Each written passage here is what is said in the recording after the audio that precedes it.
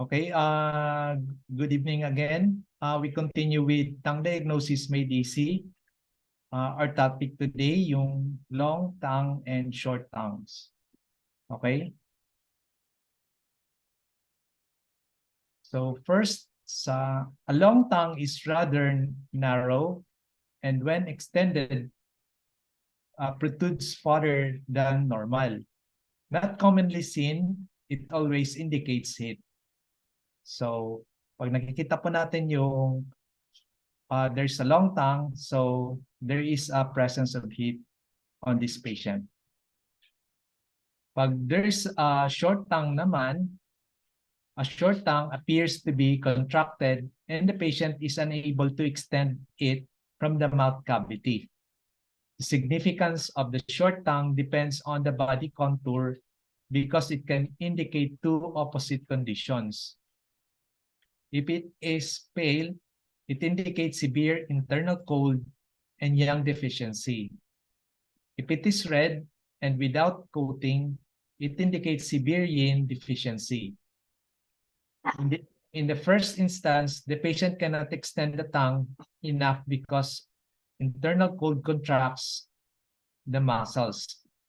Whereas in the latter instance, he or she cannot do so because there are not enough fluids in the tongue. Okay? The yang nature of heat is expansive. This can cause the tongue to become longer. At the same time, heat damages fluid, and this can therefore cause the tongue to shrink, resulting in a short tongue. Cold has a yin dynamic that makes things contract. Cold can therefore also result in a tongue that is shorter than normal. The difference between a tongue that is short due to cold and that is short due to heat will be seen in the color of the tongue. So, kailangan natin observe yung color ng tongue. Heat will result in a short tongue that is red. So, may reddish coloration, whereas cold naman will manifest with a pale and short tongue. Okay? So, red, short tongue.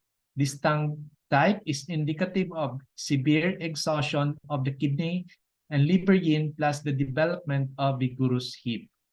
This can lead to a very serious disorder as the extreme heat consumes the fluids and yin. The most serious being the internal movement of wind. The tongue is short because the fluids, blood, and yin are not adequately nourishing the tongue muscles. The tongue thereupon loses its elasticity and its ability to move freely. If the tongue deviates to one side, this indicates the presence of internal wind. Although this type of tongue is the result of severe yin deficiency, treatment with pure tonification is not indicated. The internal wind must be extinguished and the yang sedated. Okay? So we have here a case of a female 19 years old. Yung tongue niya is red, small, and short. So this indicates that there is a kidney yin deficiency, onset of essence deficiency. The tongue also is very pointed. There is prickles at the tip. So there is a presence of heart fire. Meron din siyang intense red edges. So there is heat in the liver. Ang symptoms ng patient, there is lack of appetite, there is constipation, amenorrhea, strong inner restlessness, there is insomnia, suicidal fantasies. Sa Western diagnosis, meron siyang anorexia nervosa, and sa background to disease, there is serious starvation, divorce of parents. Okay? So we have yung case history. The parents of Mrs. S divorced when she was 13 years of age. She was extremely upset about the separation and felt responsible for it.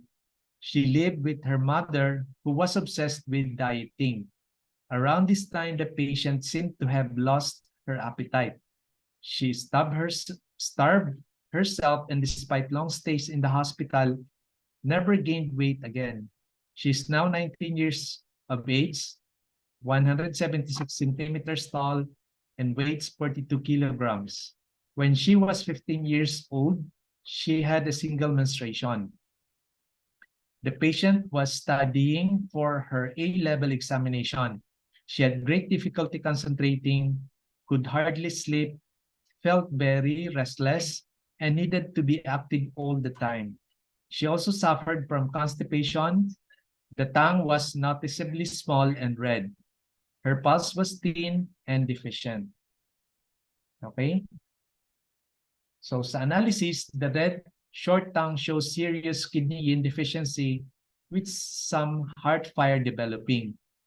Since the fluid, blood, and yin are deficient, the tongue is malnourished and shortened.